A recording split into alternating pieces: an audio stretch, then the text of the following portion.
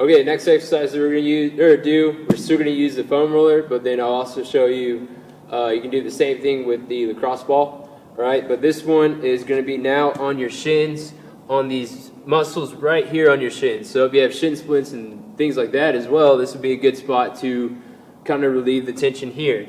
But so you have your bone on your shin right here that you can kind of feel, and then right outside of it is your muscles right there. So you'll basically put the foam roller back on the ground.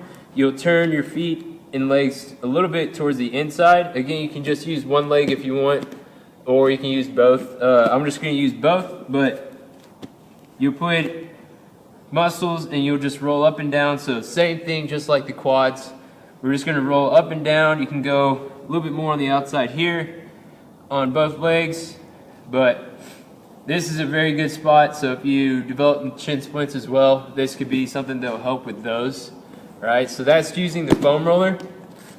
And those are kind of the basic stretches and or foam rolling exercises that we're going to use for our knee pain. Is just foam rolling the outside of our shins here, and then also our quads in those areas right there. You can also use it for calves, but I prefer the lacrosse ball, so we'll kind of go over that here in just a second. But that's the couple different exercises that you can use with the foam roller to help relieve knee pain. So let's move on to the lacrosse ball.